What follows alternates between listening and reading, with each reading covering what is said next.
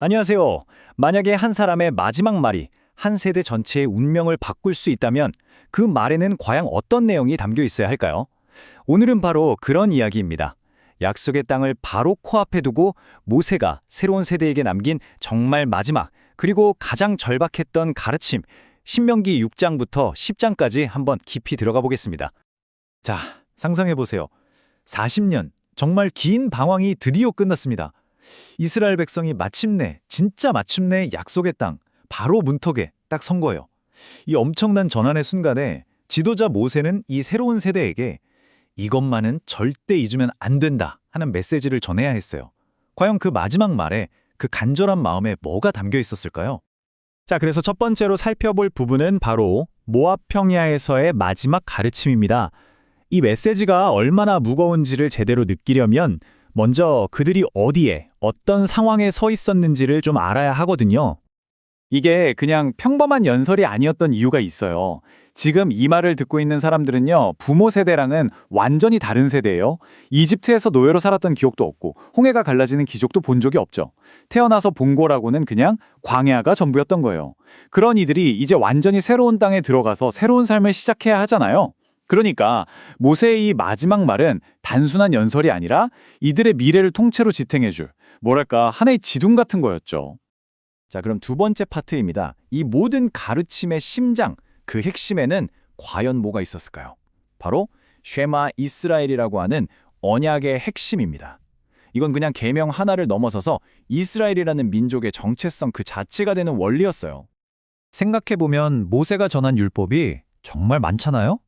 그런데 그 수많은 법과 규례들 속에서도 그 모든 걸 하나로 꿰뚫는 절대로 타협할 수 없는 단 하나의 원칙이 있었던 거예요. 그리고 바로 그 안에 이스라엘의 미래와 정체성을 결정할 열쇠가 숨어 있었죠.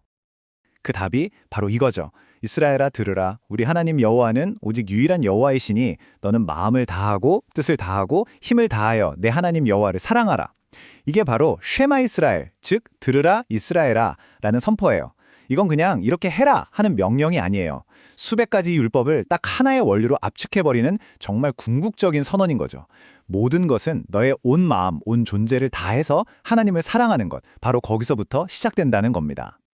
쉐마가 정말 깊이 있는 이유는요, 이게 그냥 주문처럼 외우는 기도가 아니라는 점이에요. 이건 말 그대로 내 삶의 방향키를 완전히 하나님께 맞추라는 명령이거든요.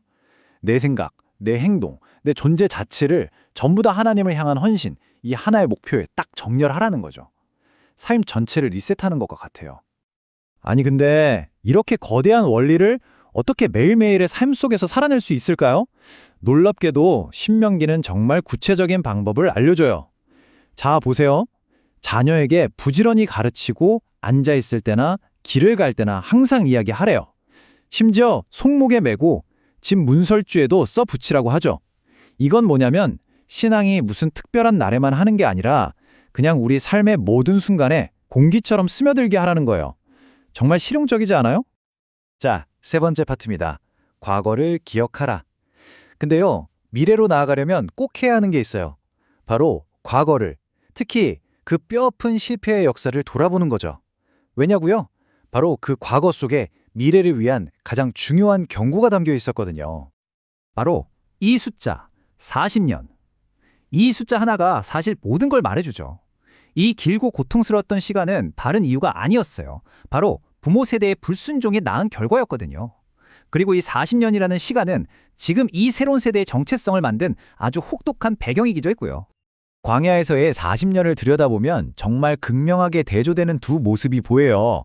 한쪽에서는 하나님이 40년 동안 옷이 낡지 않게, 발이 부르트지 않게 지켜주시는 놀라운 신실함이 있었어요. 그런데 다른 한쪽에서는 금송아지 만들고 끊임없이 불평하고 반역하는 이스라엘의 모습이 있었죠. 여기서 핵심은 딱 하나예요.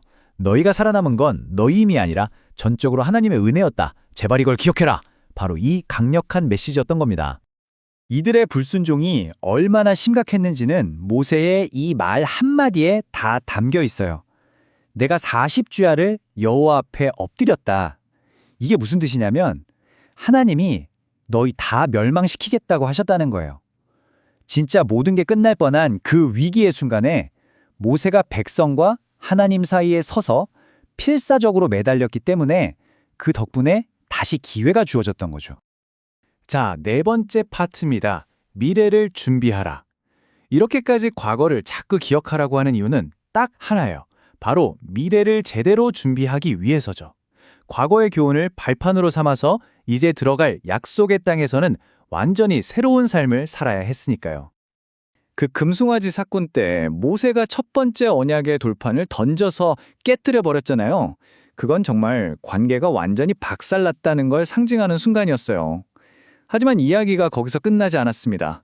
하나님께서 다시 시작할 기회를 주신 거예요. 두 번째 돌판을 준비하게 하시면서 깨진 관계를 회복하고 새로 시작할 수 있게 해주셨죠. 이 언약을 새롭게 하는 과정이 굉장히 구체적이고 실질적이에요. 그냥 내가 너희를 용서했다 하고 끝나는 게 아니라 직접 돌판을 깎고 나무로 궤를 만들고 그 안에 계명을 넣는 눈에 보이는 행동으로 이어지거든요. 용서라는 보이지 않는 개념이 이런 구체적인 행동을 통해 진짜 현실이 되는 것. 이게 바로 진정한 회복의 과정이었던 거죠. 그럼 이 모든 과정을 통해서 하나님이 진짜로 원하셨던 건 뭘까요? 바로 마음의 할례입니다. 몸의 세기는 어떤 외부적인 표시가 아니에요. 우리 마음속에 있는 그 교만하고 고집센 그 딱딱한 굳은 쌀을 도려내라는 거예요. 그리고 부드러운 마음으로 하나님께 순종하는 그런 근본적인 내면의 변화를 원하셨던 거죠. 그리고 이렇게 마음이 바뀌면요, 반드시 삶으로 드러나게 되어 있어요. 하나님을 경외하고 사랑하는 게 그냥 거기서 끝나는 게 아니에요. 보세요. 그 사랑이 고아와 과부를 돌보고 나그네를 사랑하는 구체적인 행동으로 이어지잖아요. 왜냐하면 너희도 이집트에서 나그네였다는 걸 기억하니까요. 신앙이란 삶은 절대 분리될 수 없다. 이걸 이보다 더 명확하게 보여줄 순 없겠죠. 자, 이제 마지막 다섯 번째 파트, 생명과 축복의 길입니다. 모세는 지금까지 했던 모든 가르침을 하나로 모아서 백성들 앞에 놓인 궁극적인 선택지를 딱 보여줍니다. 자, 길게 이야기했는데요. 이 모든 과거 이야기와 율법의 재확인 끝에 모세가 이 새로운 세대의 가슴에 정말 이것만은 꼭 새겨주고 싶었던 단 하나의 최종 결론은 과연 무엇이었을까요? 그 결론은 놀라울 정도로 단순하고 명확합니다. 바로 이거예요. 과거에 받았던 은혜와 우리가 저질렀던 실패를 기억하는 것. 그 기억이 우리를 순종으로 이끌고 그 순종이 마침내 약속의 땅에서 진짜 생명과 축복을 가져온다는 겁니다. 기억이 순종으로, 그리고 순종이 생명으로. 이것이야말로 신명기 6장에서 10장을 관통해서 오늘을 사는 우리에게까지 이어지는 시대를 뛰어넘는 위대한 가르침이라고 할 수 있겠습니다.